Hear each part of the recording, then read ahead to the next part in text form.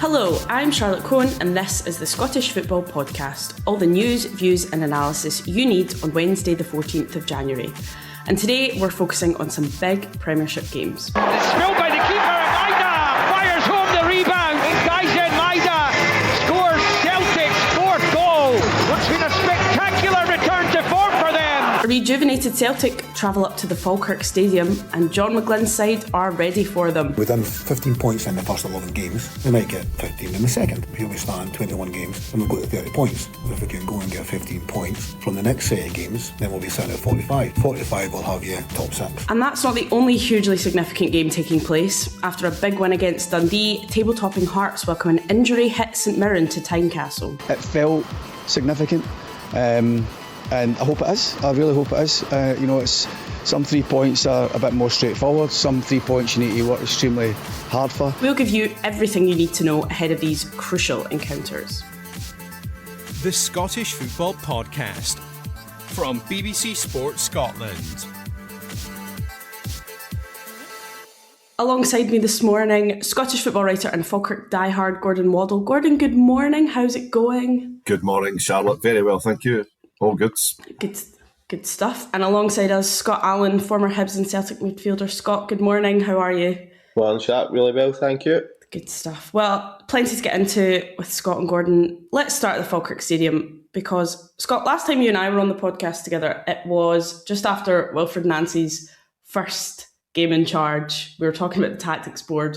Now, obviously, things look completely different at Celtic. But what's Martin O'Neill doing differently, do you think, compared to Wilfred Nancy, apart from the obvious tactical change? I think he obviously knows that with the players at his disposal there is some deficiencies in his squad, but I think simply going back to a 4 and allowing 2 wingers to be high and wide, which you would expect from a Celtic team, instead of seeing maybe 3 or 4 deficiencies by Wilfred Nancy, you're maybe seeing 1 deficiency in certain areas. So for me, I think it was dead easy. I think anybody, if they went in, would have been back to a back 4 just to protect that vulnerability that we've seen. So simple as that. I think a bit of shape behind the ball when you do turn it over and get players, especially Celtic wingers, high and wide, who for me performed really well at the weekend. Yeah, I mean, Gordon, they did look a different side against Dundee United. I know Dundee United probably didn't help themselves in that game, but Celtic looked as if they were maybe back to their best. That's kind of what happens when you put, as Scott says, put square pegs in square holes. You know, I'm sure John McGlynn would rather be playing a Wilfred Nancy's Celtic tonight than playing a Martin O'Neill Celtic. But it just shows you that. I mean, I don't think we should write off the level of dysfunction at Celtic, that Martin O'Neill's inherited, because it didn't all just come down to Wilfred Nancy, and it's been proven so far.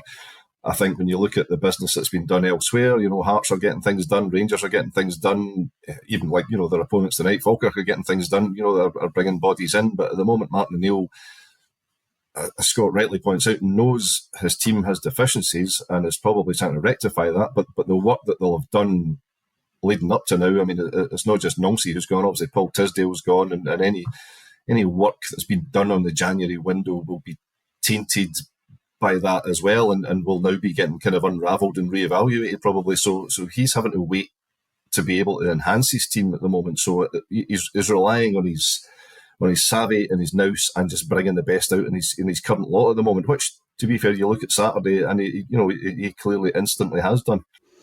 Yeah, I suppose that's the worry, Scott, isn't it? Is Martin O'Neill coming back in, getting a tune out of these players, winning games, papers over the cracks that are very obviously there and were very evident with Wilfred Nancy. They were with Nancy, but the period before that with Martin O'Neill, his record of wins was excellent in my opinion. Yes, he didn't play great within all the games, but they were getting over the line, they were getting 3 points, and that was the main thing. Some really good results in there, away to Feyenoord, and then they backed up with an away win at Easter Road, which at that time Hibs' home record was fantastic. So I think with him and Sean Maloney at the helm, they certainly know how to get the best out of the team. There's no getting away from it.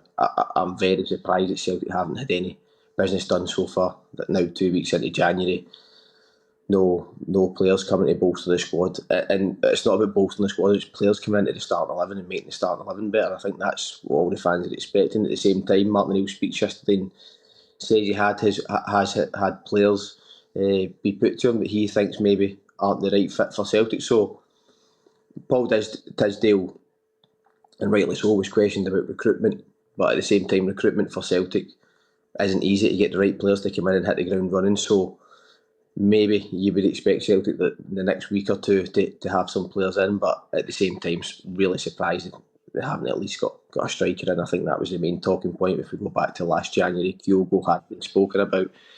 Don't know what quite happened there, but for me, they've got the right guy in charge now who can just kind of be the glue at this point with the fans and the board. There's a bit of tension, a huge bit of tension, to keep them ticking over. Meanwhile, you've got to believe that Celtic are really looking at players to come in and go right into the starting 11, because as we both spoke about, there is deficiencies in that squad, and the squad probably needs that bit of rejuvenation, especially with that patch they've had under Wilfred Nancy. So if Martin O'Neill can just keep ticking over and winning games, it allows them to be in a better position come the end of the transfer window for players that come into a much better environment than they would have come in under Wilfred Nancy.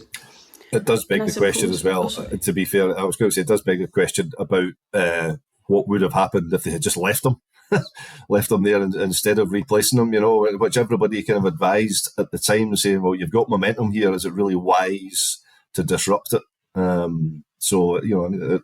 It's one of these great what ifs, and it might well be the biggest what if come the end of the season. For me, was so important, and for the board to obviously allow Wilfred Nancy to come in, play Hearts Roma, and then the cup final was, looking back already, that's already such a poor decision for how Celtic's season has looked. They've obviously lost the final to St Mirren. The Roma game was poor, and Hearts have obviously proven that they can beat Celtic at Celtic Park and at home. So we all spoke about it at the time, and everybody who thought the same has been proved right. So Martin O'Neill comes in. See, at the same time, it was a good game for Martin O'Neill at home to Dundee United at the weekend. It really was. Obviously, Dundee United off the back of that poor performance against Dundee at Tatton Dice. So sometimes things just fall into place for you, and I do think that was the right game for Martin O'Neill to come back into. I suppose all they can do is focus on what they've got now and what they've got looking forward. But one thing, you both obviously mentioned the transfer situation. One thing Celtic have done is recalled Stephen Welsh from his loan at Motherwell. He was obviously doing very well there. Motherwell fans seem to really rate him. Martin O'Neill saying he could potentially go back to Motherwell before the end of the month. Gordon, that must be unsettling for him. It must be confusing for the other players alongside him.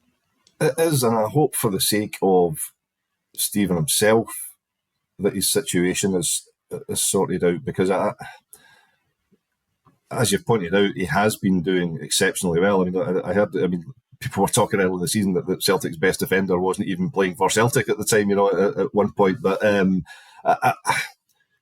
think if you are going to do that and you're going to bring him back from a loan, then you better play him, or else you better send him back. But as you say, I hope for the players' sake, because these loans are for their benefit, as much as the teams. But if you're going to send them out, and we've seen it with Falkirk as an example of playing tonight, and that they sent Barney Stewart out on loan, and he has come back an energised and different player, and they've brought him back now because John McGlynn felt that he could put him right back in the team, and he has, and he started him in both games since he came back. So it's one of these things that's the whole point of the loan system, and if he's your player, you're paying the vast majority of his wages, presumably. But at the same time, it would be unfair if they brought him back and parked him on the bench for the next 3 months. Scott, have you ever had that as a player, coming back from a loan and not having any time in the team?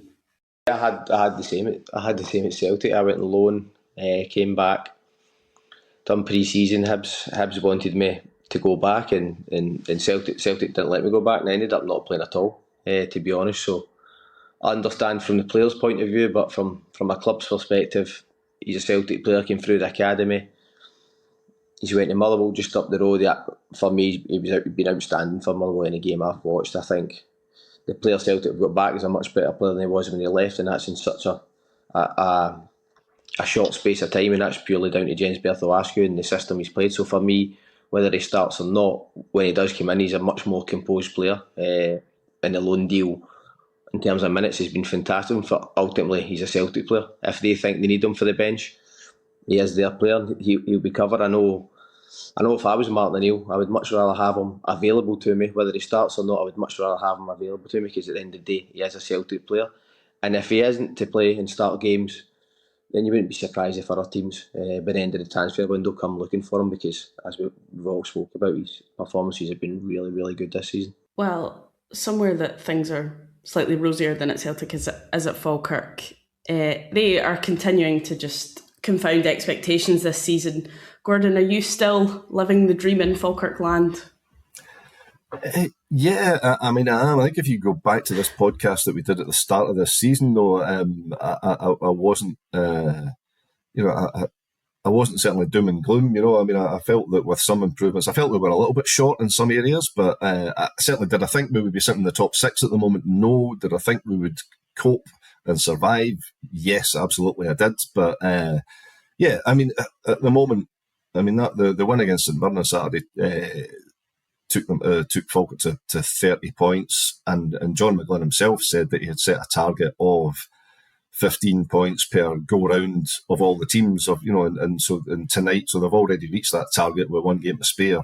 And I'm saying target. I think that was probably his fantasy target rather than a legit target to have. So the fact that we are sitting in the top 6 on 30 points, and not only you're 20 points clear of bottom spot, but you're also 5 points clear of the nearest team behind you in 7th. With a game to spare, albeit against Celtic, it's a phenomenal achievement for the team, for the manager, and to be fair, again, I was at the Aberdeen game last week. I watched the St Mirren game at the weekend, showing absolutely no signs of slowing down. They've had 1 or 2 games, but I think by John's own admission, the games where they've played, or have been shown up slightly at this level are the games against Celtic already, and when they played Hearts through there and lost 3-0, and John admitted himself, saying we're maybe not quite ready to compete at that level.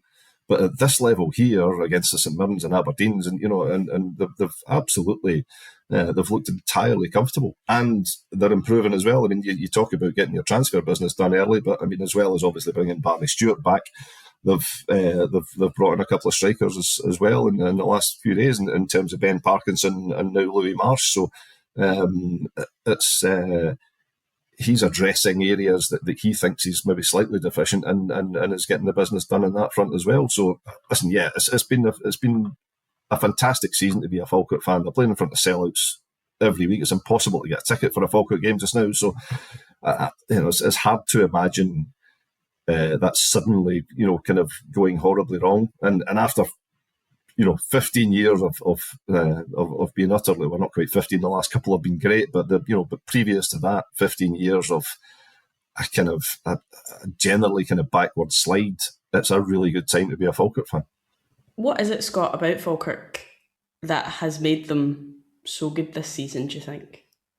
John McGlynn, for me. I think John McGlynn, anyone who plays under him, they love him. The players he signs, and I'm saying the players he signed from League One have just continued to grow with him. And I think even John McGlynn said himself, he learned so much even when he was out of football in terms of management for a spell, and he was in working at Celtic when I was there, and just loves the game. So I think what he does well is he gets players from, whether it's Hearts, Hibs, who even Celtic as well, who didn't quite make the step into the first team. He's given them a platform to go and play at Falkirk, and listen, they've paid them back tenfold. But I just think there's a real unity about Falkirk, and John McGlynn obviously spearheads that. At the same time, I think they've got some really good players. Brad Spencer, Dylan Tate, middle of the park, really good footballers. First and foremost, as good as midfielders as any of the teams round about them, for me. Both Scottish players, but really technical, look to play forward. Calvin Miller's been brilliant consistently now for a few seasons, and that looked like the perfect move for him. And like Gordon says, he's now... I did think at the start of the season, I thought they were going to be short in terms of squad and guys coming in if there was to be injuries, whether that was in midfield or elsewhere. But see, when you can create that sort of environment that John McGlynn has done, it allows you to go and win games of football, and that confidence just growing. It really has. Against Dundee United, I thought they were outstanding.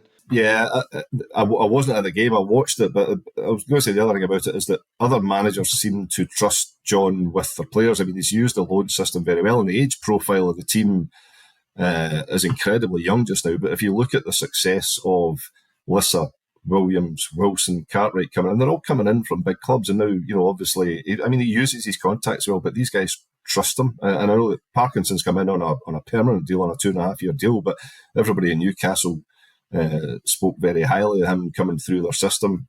Marsh, again, gets spoken of very highly coming from Sheffield United, but he's using his contacts there and guys like Jack Ross and Kenny Black down at Sheffield United, to get access to quality young players on loan. You can talk about the stability that it might kind of disrupt come the summer that we've got. I think at last count we probably had 6 or 7 in the squad on loan who are all playing a part. So these guys aren't permanent signings, but at the same time, if you've got that and you can regenerate these guys and they're coming up and they're coming up with the promise of getting game time. I mean, Lissa, I don't know how much you've seen of them, Scott, but Lissa, for me, you look at, he's played in like 3 different positions along the back, and is looked outstanding in all of them, and you think he's going to go back and an infinitely better player than he arrived, but at the same time, you just look at him and you think, you're going to go and play at a higher level somewhere. Absolutely. And if you can produce guys like that via the loan system and integrate them into, as you say, the stability of a team that's been built over the last 3 years and has survived and has built a togetherness. If you can get both of these aspects right, then that's why they are where they are. They've got young legs and they've got enthusiasm, but they've also got a unity there that seems to bind them. So, you're right. I mean, John McGlynn has built that. Him and Paul Smith have built that from scratch, and it's been terrific to watch.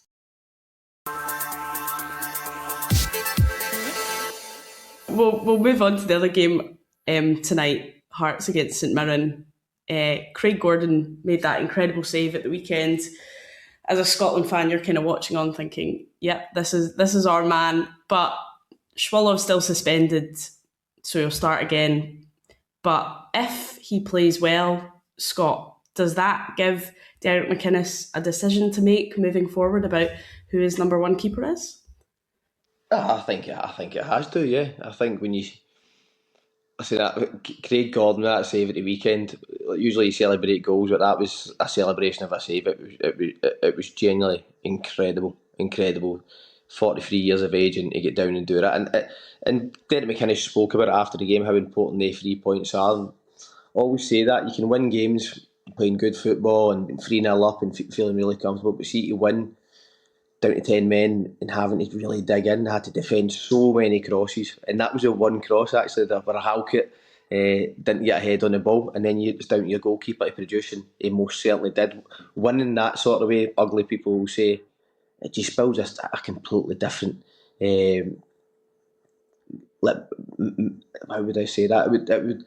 It builds a completely different mindset in a team where they know even if they suffer in games, they've got enough to dig in and defend. And you had Kizaridis was doing some amount of running going back. They all had to drop off the game because, by the way, Dundee were in a real good purple patch, winning games, asking questions. Listen, they've got some players as well now who start the season questions were asked. Congreve looks a real standout for Dundee, and Ugan on the other side as well. So Stephen Presley has really got Dundee going for me, but what they came up against is a real stubborn Hearts team, and that's how important momentum is in football. So to win that way will be, listen, Derek McInnes will be absolutely delighted, but they now have to go and back that up and continue to win. That's the pressure that's now going to be on Hearts week in, week out. I think Derek McInnes said after the game, that was one of their I suppose their biggest performances of the season, and that's probably one of these games that you look back on at the end of a season, potentially with a league title, and say that's one of the games where our season was 1 down to 10, only 1-0, and you go on and win the game. But I suppose, Gordon, they have to back that up again tonight. They can't now slip up because Celtic are back in the frame, Rangers are firing. They've just got to keep winning. They do. But it's been interesting because you look at the transition that Derek has gone through from trying to play down what they've been achieving so far, and then all of a sudden, come the weekend and in the last couple of days, he's now kind of saying, he's not quite being bullish about it, but he's now saying, well, listen, this isn't a flash in the pan. We've shown that we're top, and yeah, we've had a little wobble, but at the same time, we've shown that we can cope with being top by producing wins like that under a bit of scrutiny and under a bit of pressure. And they're also, let's also bear in mind that they're doing their business as well. They've got fresh blood coming in. They've identified slight problem areas for them, and they've brought in Altena at right back, who looks a player. And they're being busy. They're also being busy for the summer as well. Interestingly, a couple of the bits of business that they've done in terms of Paik and Mato look like being pre-contracts for the summer. So they're not just thinking in the immediate here and now. They're planning ahead. You've got Chesnikov coming in as well. So there again, you think about the mindset, thinking, and is there a fear there? Probably not. It doesn't appear that there is at the moment. As Scott rightly points out, the players don't look like that they're thinking, oh man, here's another day where we're not going to win. They got the goal and then they dug in hard at the weekend. And yeah, I mean, Craig Gordon's save obviously made, what would have been 1 point, 3 points, and it was phenomenal, as he rightly points out. I mean, it's interesting. Craig's usually one of these guys that would kind of, just take the plaudits and kind of a couple of high fives and say, right, let's get on with defending the corner here. But that celebration, he knew. And as soon as he made that save, he knew how big a moment that was. And a guy of his experience, knowing that in the moment, I think tells you an awful lot about the mindset of the entire team there as well, that this is us digging in at the moment. And they'll have better games, as Scott rightly pointed out. I mean, they were a long way from perfect at the weekend, but they did what they had to do. And they're now, you're 21 and we're about to be 22 games in. To a season, so they're not quite 2/3 of the way there, but it's they're past halfway and not looking like they're giving any ground just now. I mean, if they win tonight, depending on how other games go, you're looking at a 6 point lead after 22 games, and that's impressive. On the flip side, they're coming up against a St Mirren team who have been really struggling. I mean, Scott, does it look like St Mirren are dragged into that relegation battle now? Yeah, listen, obviously they've got the 2 games in hand, haven't they? But they need to start winning games. As simple as that. I think Stephen Robinson, you can see in his latest interviews, there's a real frustration about him. He knows he need to get players in. They have missed some important players. There's no getting away from that. But you think of the performance they produced in the final against Celtic, you think, can they go and build on that momentum? It just hasn't quite worked like that. But it's a really difficult game against Hearts. I've seen Falkirk go there at the weekend, 2 goals, clean sheet, really good performance. So for me, the biggest worry about St Mirren for me this season is conceding goals. That's something you don't really associate with Stephen Robinson, St Mirren side. Are conceding goals, and that would be his worry. But when you're not conceding goals, you're not scoring enough goals, it doesn't leave you in a good position. Whether guys can come in this window and really add to that is from the get-go will obviously remain to be seen. But for me, they'll be looking at game to game now, saying can we pick up a win and start to build some momentum, because up until now it's just, if you look at the league form, even at the start of the season there was games where they probably should have were on the wrong end of the result. You're now talking 20 games in, that has to start changing now for St Mirren, and it's a difficult one for Stephen Robinson, because he's done so well, he's been so consistent over the last 3 seasons. To add a cup win, which is obviously go down in history and outstanding achievement from all involved, but he'll know the job in hand and how important the league is to himself, the players in St Mirren as a club. Obviously losing their chief executive Jim Gillespie as well, who was a huge part of building things there as well, now at Rangers. Will be a big loss for the club. So there's a bit of rebuild, I think, needing done at St Mirren this January. I suppose they've got their fair share of injury problems as well, Gordon. For a club like St Mirren, that's going to make things even more difficult. Yeah, I mean, they run a pretty tight ship at the best of times, as Stephen has never tired of telling us for the last 3 years. But at the same time, when you lose, I mean, they've had another 3 injuries at the weekend there, where Shamal George has obviously gone off, and you've got doubts over Liam Donnelly and Killian Phillips for tonight.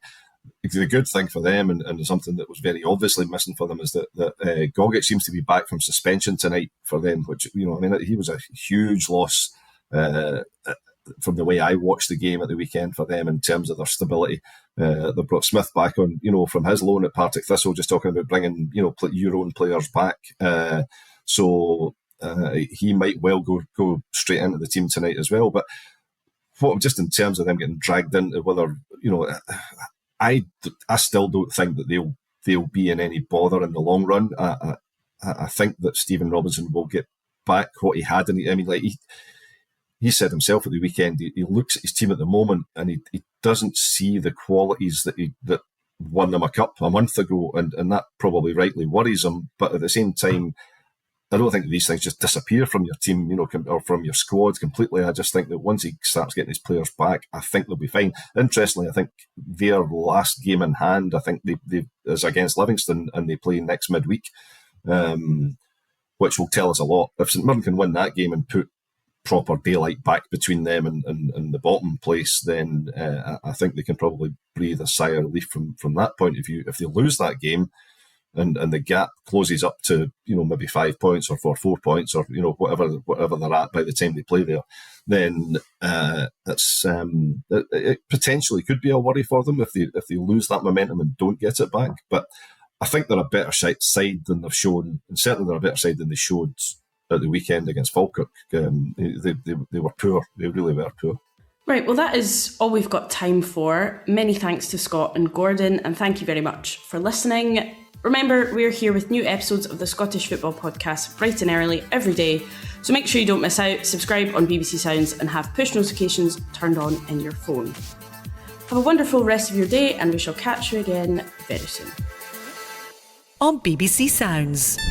From life aboard a Russian submarine to chairman of Hearts Football Club. At this stage, he was the hero. But as his controversial decisions escalated... They said, we're going to sack George. And I'm going, you can't do this. How did Vladimir Romanov go from Hearts saviour to a wanted man? He caused a whole load of chaos and havoc. Romanov, Tsar of Hearts. Listen now on BBC Sounds.